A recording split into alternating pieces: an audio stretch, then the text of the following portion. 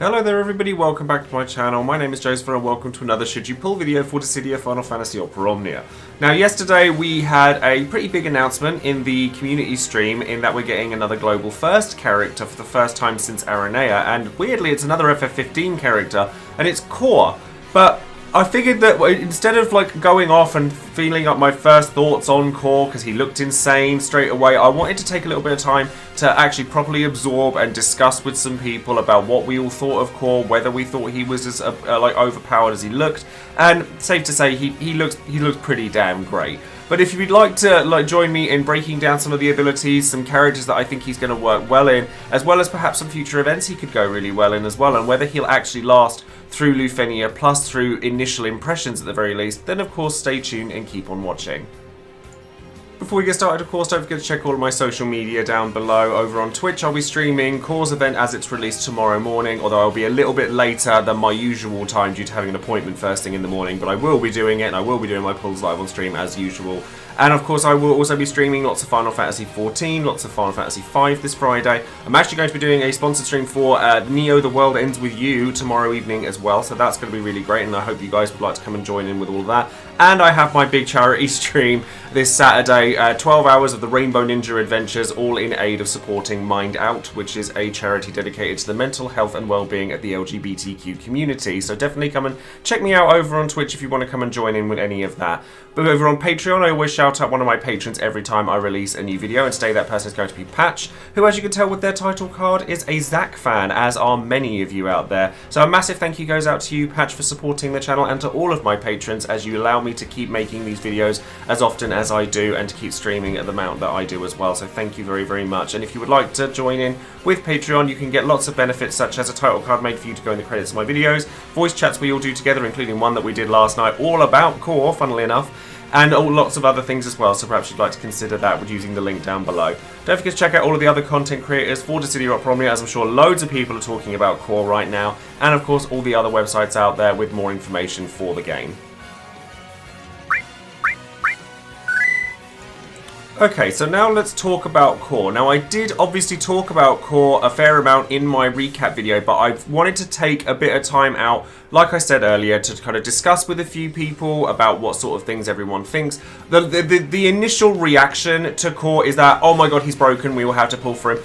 And he does look great. He really does look quite incredible. However, in looking at him and really trying to sort of absorb which characters he's going to work really well with, as well as which characters he might not work so well with, I wanted to kind of see how he would perform given the massive kind of brave damage reductions and brave gain reductions that come along with Lufenia Plus in a couple of months.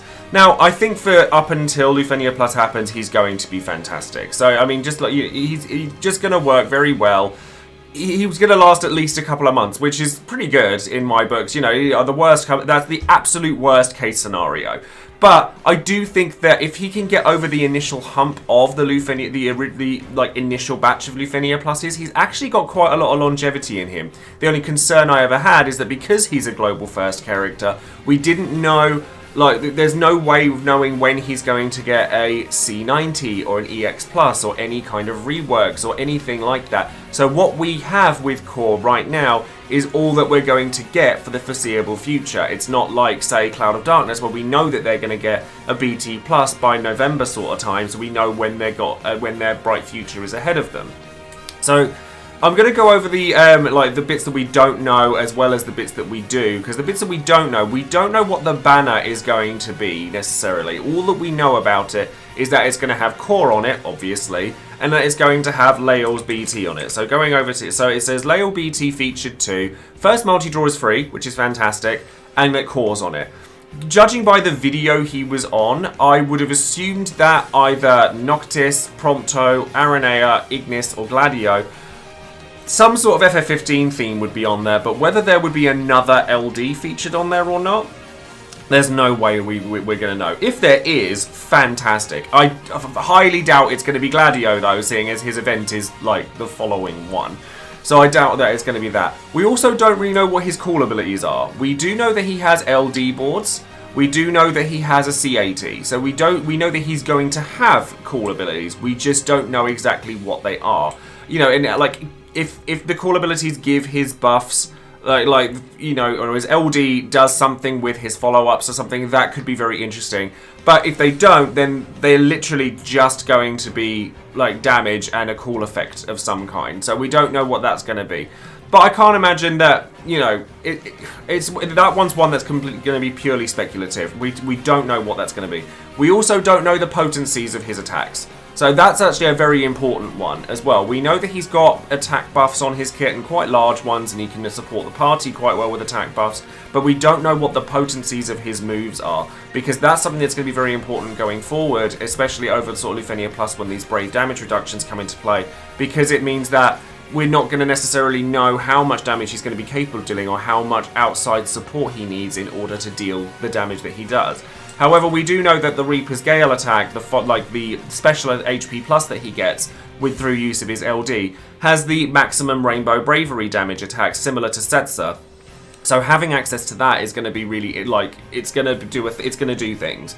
But given that it only works every 10 additional attacks that Core gets or after his LD ability, is that going to be reliable enough for him to use in Lufenia Plus? That we don't know either. But let's go over the bits that we do know. So we'll go over each of his skills that are listed here, and we will see like where these are going to be useful and like how powerful these are actually going to be. So Moonlit Dawn and Snowbreak are very, very similar attacks in that one is single target, one is AoE Bravery. But the Moonlit Dawn has splash damage on it and gives the ally the Oath of Absolute Defense that we outlined in the video previously. That is going to be that crazy bravery damage, HP damage, unbreakable buff that also triggers Core's pre-attack. It's like, oh, you know, I don't know what else to call it. Additional attack. There, I suppose we don't know what to call it. It's written on the screen. You know, it's there's a lot to like here. Like it's, you know, there's a lot to play with. It's very tangible, and there's a lot of characters that can combo really well with this. But you know, Core on his own actually isn't terrible. Like, he has multiple HP dumps in all of his attacks except for his EX, which at least has the decency to be full AoE HP, which, you know, that's nice. And because it's got a normal recast rate as well, you know, that's, what, 2 skills per recast? So, given that he has 8 uses of his skill 1 and 9 uses of his skill 2, his longevity is going to be really good. Not only that, but because both of his skills grant the Oath of Absolute Defense, and it's his EX that makes it so that he has his the one of Lucis's 3 buff, you're going to have that Oath of Absolute Defense buff and those additional attacks regularly, like for a very, very long time. So I think it's very evident that it's strong, and having your character turn around, or like your offensive support character say to your DPS or your tank or whatever, you cannot be broken and any bravery damage you take is reduced by 80%. That, I think, is something that people aren't, or weren't. I've literally been to sleep, gotten up, talked about it since then. You know, I stayed up last night with people talking about it. I think it's something that people weren't focusing on very much, because unbreakability on 2 of your characters, while your 3rd character is a support that you can have, like, make sure that they've got brave refunds and all of their stuff, that opens up a lot of characters. Like, giving that to somebody like Cecil, for example, who does leave himself quite vulnerable from a lot of his attacks, means that you can be more cavalier with Cecil, things like that, for the time being. Obviously, this is up until Lufenia Plus. You know, there's a lot of characters that work really, really well with not being able to be broken, because they don't care about their bravery being refunded anymore. That being said, though, I do also think that there are certain like support-based characters that are going to work really well with the Oath of Absolute Defense. So one character that we were talking about quite a lot was Aerith. Now, Aerith obviously has a high turn rate on her HP plus, which is her primary source of damage. She gets a follow-up attack of, like, you know, with Seal Evil, you know, so you could get that, you know, you kind of cover so much with just Core and Aerith on their own. Like, Core obviously provides the Oath of Absolute Defense, gives you offense, gives you like the party auras that are like the attack and max bravery that you get from having his party buff, and obviously the buff that he gives to the ally, which would presumably be a DPS or something like, or DPT or something like that. But having brave and HP damage plus 10% on top of that, as well as the debuff from Aerith that provides more HP damage, prevents buffs, like, you know, keeps your buffs safe as well, which is a very important thing, because enemies that like to, like, cleanse or dispel or anything like that regularly, if they cleanse your framed buffs a lot, then that's going to be a real issue for for core. But being able to kind of keep yourself safe, or like making sure that they can't buff themselves as well, is going to be really, really good with core. Another character that I thought was really interesting, actually, with core, because of the wording of the additional attack, is Trey. Now, Trey's EX makes it so that the enemies have a debuff that instant breaks them whenever anyone attacks them. So, what I want to know is the interaction between Trey or it will break in general, honestly, and cause additional attacks, because he attacks before the enemy does their turn.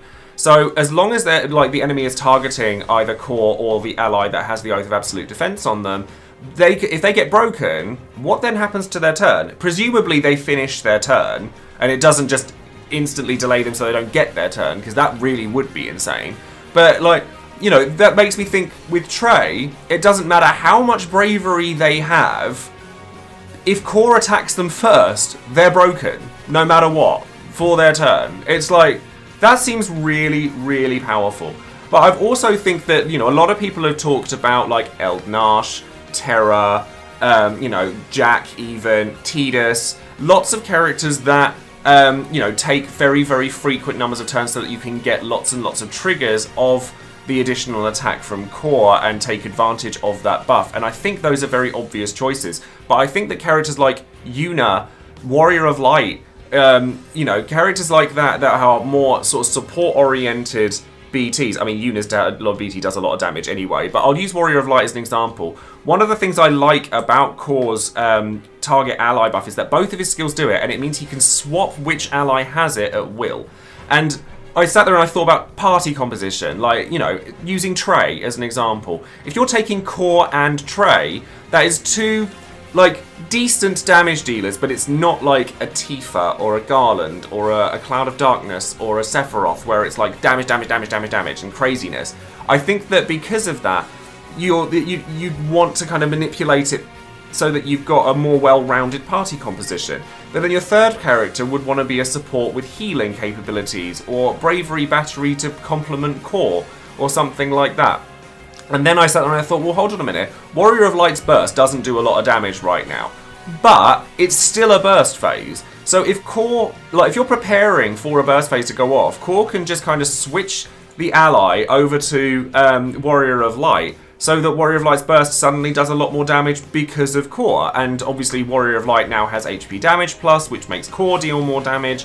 It all it added up quite nicely. So I think that the scope of possibilities with core is really quite staggering. And this isn't just for now either. I also think that Aranea is a really good shout, but I'll get to the more specifics when it comes to Aranea in a little while, because it actually helps me talk about the characters I don't think core works very well with. But characters we're talking about the rainbow numbers from Reaper's Gale here. Why not pair him with Setzer so that all of his attacks do that? That's a thing. Making it, you've been worrying about Lufenia Plus and things like that. Sticking Setzer next to core makes it so that the fixed dice buff, which we've not spoken about because Setzer obviously hasn't been released in global yet, but sticking Setzer next to core makes it so that all of his additional attacks can also hit for the maximum bravery damage, which suddenly really just takes you out of the experience and really does a lot of damage very, very quickly. But not only that, but characters like Aphmau. When Aphmau is released, Aphmau's puppeteer buff allows her to kind of make it so that whenever the other character acts, so does Aphmau. So that you can, and she also gets 3 turns off of her EX, and also has lots and lots of buffs ongoing. And the nice thing as well with core is that he doesn't take up loads of slots for buff slots. So for characters like Aphmau, then who have 5 buffs, Beatrix being another option, means that you have your 5 frame buffs on Aphmau, and then core gives the extra 1 to Aphmau, for example, has 2 for himself, and then the third character can have no buffs for the party, and still work, because Aphmau has healing, Aphmau has auras that complement core really well. You've got those multiple turns from the EX, and the LD as well, that make it so that you're getting multiple additional attacks from core, but you're not taking up so many that you'd run out of the 6 turns that it's easy enough to reapply them. So those two can kind of leapfrog off of one another, and I'm like, okay, that's really interesting. Shadow LD, this is way later down the line, but Shadow LD takes multiple turns in a row. Really, really strong. And I was looking at that thinking, okay, very interesting. Kate Sith LD. Kate Sith LD is like a reverse Setzer, in that whenever a party member hits with a crit, you get battery out of it. Well, if you're getting that off of this attack, surely that's really powerful, because then you're getting that before you attack, and therefore you're batterying before your attack goes off, while also dealing damage and also benefiting from all of Kate Sith's buffs. I'm looking at it and thinking, this has a lot of potential to go a very, very long way. Very long way. Like, are we talking like Aranea Mark II long distance? Maybe. I don't know. It's, with just, 12 hours worth of kind of looking at it all, we can't sort of, pinpoint every single fight that Core is going to be useful in and which ones he's not. But I think the chances are he's going to be useful in a heck of a lot more of situations than he's not useful in for a start. However, one thing I will say about Core is that I don't think he works very well with characters that rely on Rebreak. So, your Lightning, your Cloud of Darkness, because of the fact that he breaks them before the targeted ally goes off. So, for example, if Lightning's wanting to break an enemy to get an extra turn out of them, and Core just goes, no, I'm going to break it first, Lightning can't break them. Like, you have to use a Rebreak attack, so the EX would work fine. Or like Cloud of Darkness, for example. Cloud of Darkness's LD would work fine because it has Rebreak on it. But with Cloud of Darkness, for example, you can't use Cloud of Darkness's C65 and then use their skill 1 or their EX to get the extra Darkness stacks, because Core's going to break them before Cloud of Darkness does, unless Core doesn't do a lot of damage, at which point it's kind of a redundant conversation at that point. So there are characters that I think he doesn't really gel very well with, but even in those situations, you could always give the buff to the other ally, and that be okay. And then when Cloud of Darkness or Lightning is ready to go off with a burst, you switch over to them, and then suddenly their burst is dealing a lot more damage. And then you've got follow-ups and sort of additional attacks prior to the attacks with Cloud of Darkness, and it's like, yes, it's awkward, but it still all adds up to a hell of a lot of damage very quickly. And not only that, but you are getting the unbreakability on these characters, the Brave damage minus, the attack and max Brave buffs, and to be able to give that to the other character for a while, like, for example, like I'll use, Galoof, for example. I'm not sure how good it is on, like, tanks and things like that. I think it's malleable enough that if the enemy turns are frequent enough, like their enemy, like Queen's event, where they take loads and loads of turns repeatedly, you could give this to like a tank like Galoof or something like that, just because they're going to get attacked so frequently that you're going to go off. However, with cover tanks, because of the wording on the additional attack, the enemy has to be targeting the ally or Core. So really, this actually works better with lock-based tanks than it does with cover-based tanks. Though you're still going to get it to go off as long as, as long as Galoof's covering somebody, he's going to be going off. It still works really well. So it's just, there's lots of stuff to pick apart here. And we haven't even touched on this. We haven't even touched on the LD and the Reaper's Gale. I mean, being honest, the Reaper's Gale, while the maximum Brave damage is exciting because it's the first instance of us having it and things like that, and because it's instant turn count, it is just damage.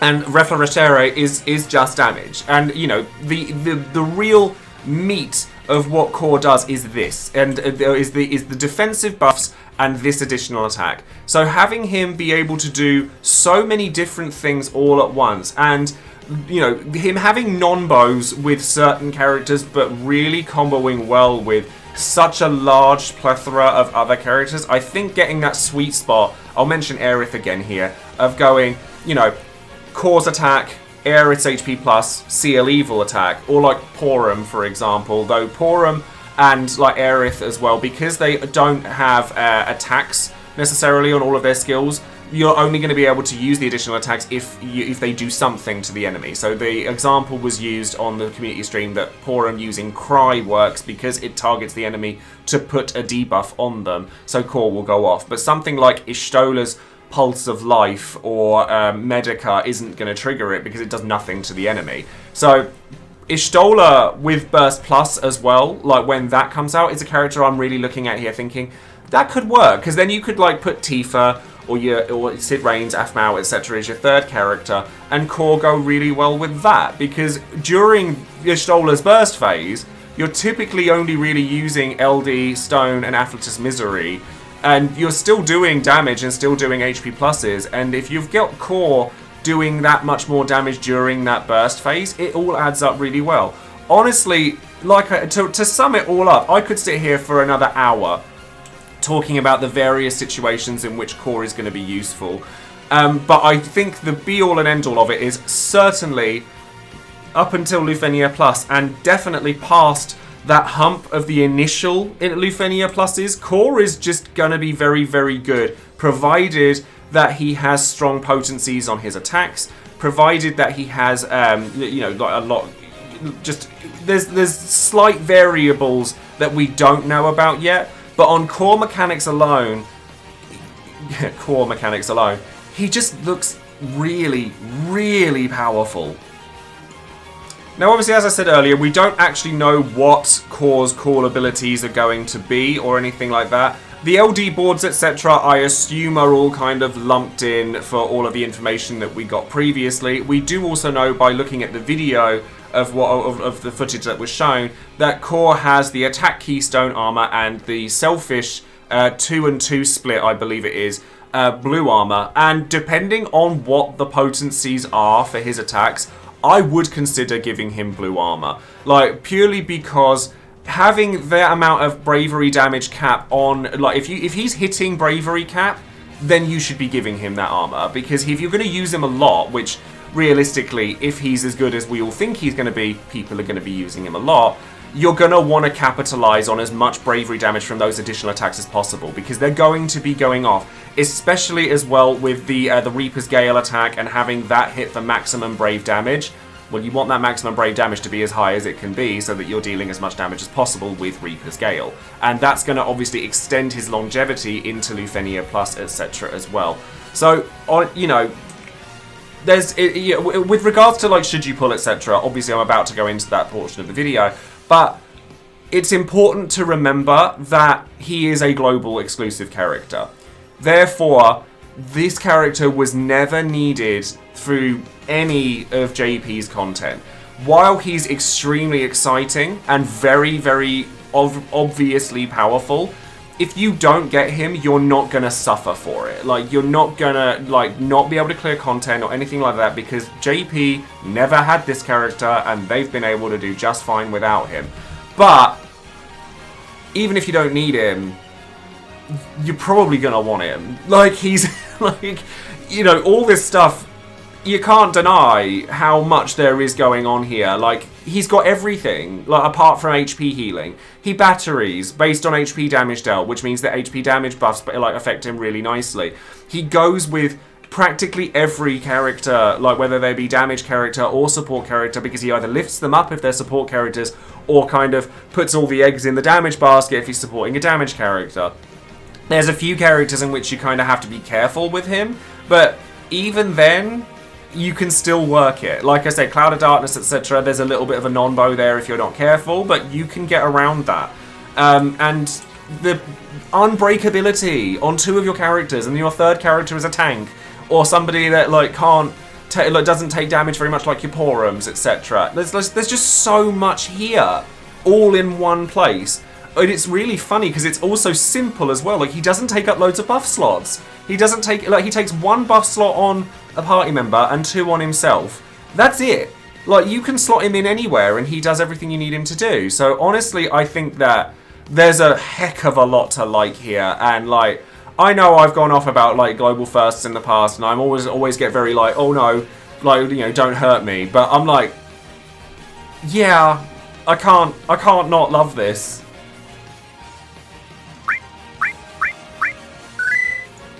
So now, of course, we come to the big question: should you be pulling for core? Now, before I go into any of my own opinions on this, I think it's very important to know that the character was announced literally yesterday, and we don't know 100% of the information, and therefore this is purely speculative, as are a lot of my videos. It's all advisory, and it's never meant as a rule of thumb or anything like that. How you pull is entirely up to you. That being said, core does look extremely potent. Like there's a lot to like there. That you can enable party compositions that we've never really used for a very long time because he lifts up certain characters so nicely, as well as just making the ones that we do currently use even stronger. There's so many characters that work really, really well with core, whether they be turn-hogging characters like Terra or Tidus or Jack even, or if you want a character that's really powerful but suffers because they don't regenerate their bravery after they've attacked, like Trey or Cecil,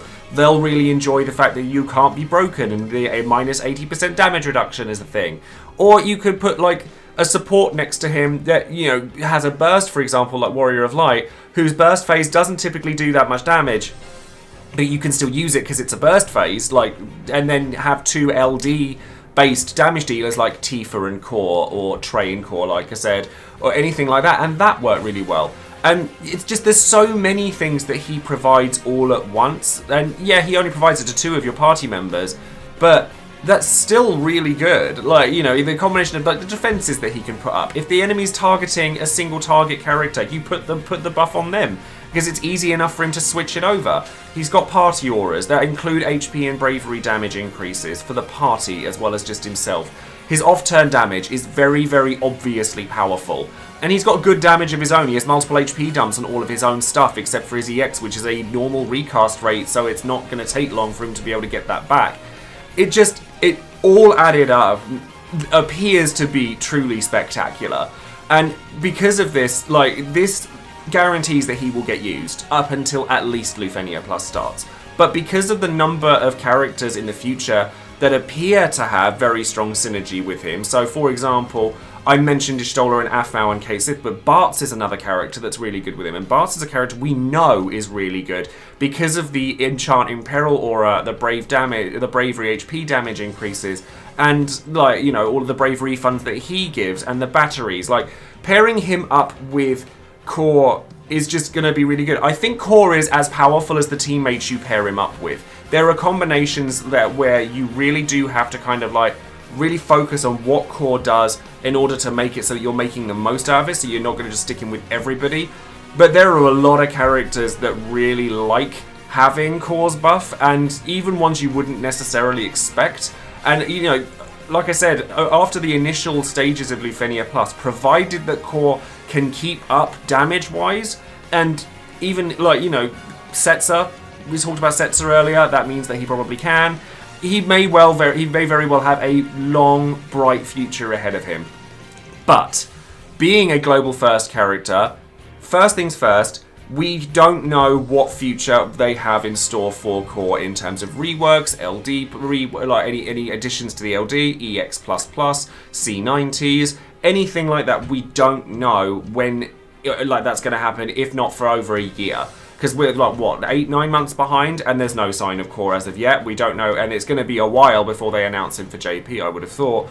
And not only that, but the schedule that we follow, which is the JP version of the game, outside of Core's own event, JP never had him. Therefore, you're never ever going to need him. So you have to ask yourself whether having Core is going to make your life easier. But I also think there's something really strong to be said for the fact that we have a global first character for a long time is exciting on its own. And that's worth, the merit of having something exciting to pull for is worthwhile on its own, even if it turns out that he doesn't have this hugely long, longevity. I mean, it looks like he probably does, but there is a chance that he doesn't. So you just have to kind of think about that as well. And there are situations where Core's additional attacks actually can create non-bows with certain characters. And I mentioned Lightning and Cloud of Darkness, and you can actually get around that by just targeting the other party member and giving them the buff. As long as the third party member is worthy of having that buff, then you're still going to get damage out of Core, and you're still going to get all the defensive buffs, you're still going to get the party auras, but maybe he's not the first choice if you're using a damage dealer like Cloud of Darkness or Lightning. But because of the fact that he breaks things before they do, and if they like breaking things, then it can be a bit of an issue. However, re-break-based characters that use re-breaks in their primary skills, so, Aranea and Vayne, for example, when Vayne comes out with his BT+, Aranea actually loves Core. because if they are already broken, she doesn't care, because with her LD buff, she breaks them anyway. She breaks them even if they're already broken, and the Vital Crusher debuff will make it so that Core's dealing more damage, which means that Aranea is getting more battery, and that's another way that you can kind of look around it. Although, you know, you do have to ask yourself, like, because Aranea is mostly single HP dumps, at least Core makes up for it by having multiples. So, all told, I don't think that there's going to be any issues with people wanting to pull Core. Like, he's very exciting, he's very new, and he's potentially very powerful for a very long time. Like, I'm trying to kind of temper my expectations and stuff a little bit because of what we had with, like, things like Vincent, etc. I'm trying to kind of temper it, but just looking at it on the onset, I'm like, I'm trying really hard not just to turn around and go, yes, give me this, give me all of it, right now, everyone just go out and get this. But I think that is how I feel.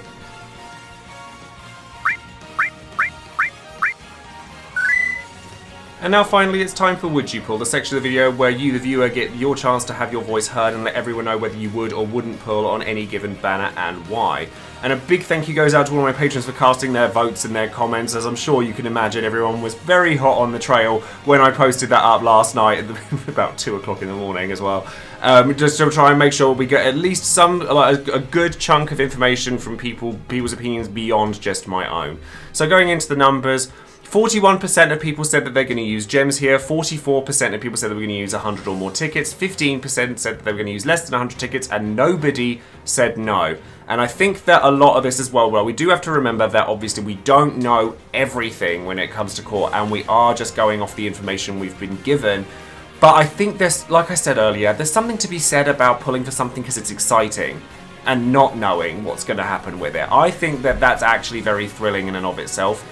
Because sometimes it, like, you know, having the foresight of the JP version is great, but it's also a double-edged sword sometimes in that, you know, we know whether something's not going to be useful as much. We know whether something is going to be like everything is, you know, kind of set in stone sometimes. Where it's less malleable.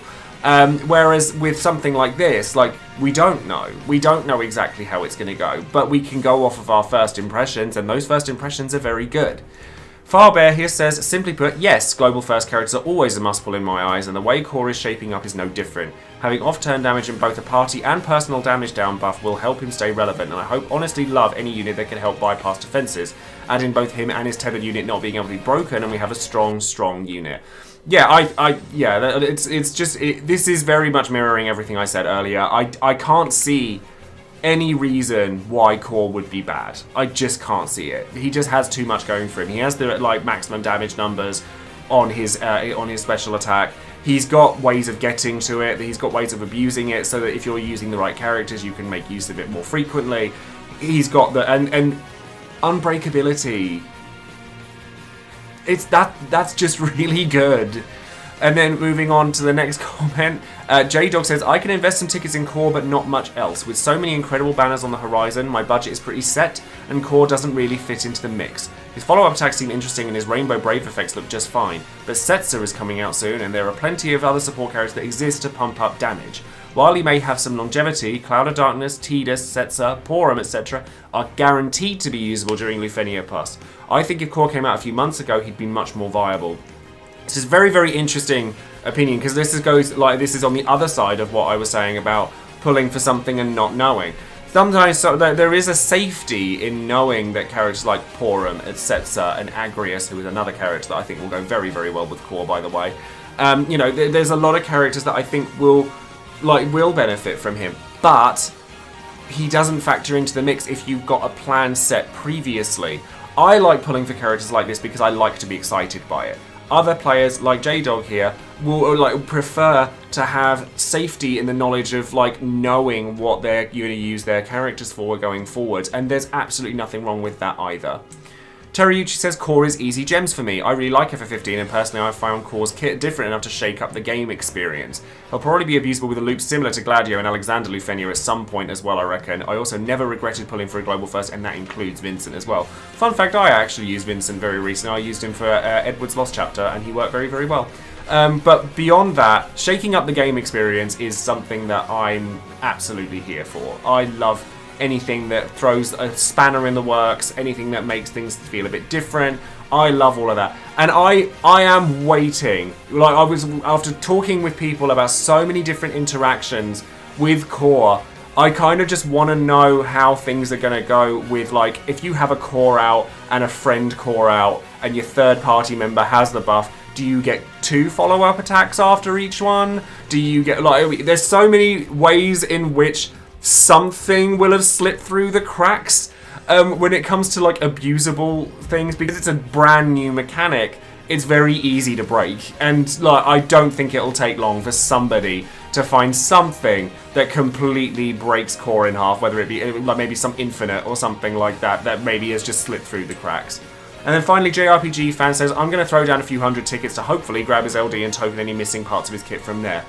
Probably my plan as well. The linking mechanic attached to his pre-attacks is incredibly interesting and creates a myriad of disgusting damage scenarios. However, he will greatly benefit from a battery support unit with all of the off-turn damage he does. Being a Global First exclusive, core is by no means mandatory, but he looks to be incredibly fun and will create new avenues through content for new and veteran players alike. If you have some extra resources left after Porum, I think this will be a very unique and interesting character to use in the team. I do think that Porum is a fantastic pair-up with core, and I do think that it's very important to make sure you build the correct team when you're using core. Like, as I said earlier, I think that core is as powerful as the people you put him up with, and therefore he's not going to carry events by himself, and that's a very important thing. And I think that you really do have to, like, experiment with core and learn what works with him and what doesn't. And I think that that's a great thing, like, to have a character that we don't know much about, that we can, like, that is going to open those conversations. That's worthwhile on its own to me. But if you like the safety of the guaranteed knowing that, like, certain characters are going to work going forward and you have limited resources, then don't feel bad for skipping out on core. Like, I mean, you know, yes, they might turn out that they were really, really powerful, but, you know, the number of videos that there are out there because of JP's content creators, which massive shout outs to all of those guys, you know, shows and proves that you don't have to have any global exclusive character if you don't want it. So that's going to be all for today's video. I hope that we've managed to break down some of what makes core, like, tick, what makes him really desirable, and what characters that we're looking to pair him up with. Sound off in the comments below if you, like, are loving core, if you're really excited for him, which character you are most excited to pair him up with. I'm actually really interested in pairing him up with Ash, because I think that Queen's Order buff and an Enchant in Peril on top of everything else, with the HP regen on top of everything else. Ash is one of the characters I'm really excited to pair up with him, and then a third unit that's a damage dealing unit. I'm really excited for that. But let me know in the comments below who you're most excited to pair up with core if you are pulling for him. And if you aren't, then feel free to comment below and explain why you might feel that you don't need him, and, you know, we'll just let everyone know why they might not as well. And with that, I will leave you guys there, so thank you very much for watching, and don't forget to like the video, subscribe to the channel, and click the bell for notification of future videos I might be making, as well as coming and joining me on Twitch, as I'll be on there a lot this week before I go away on my canal boat trip next Monday, and I hope to see you all over the course of the week. So thank you very much for joining me, and I'll see you then. Take care.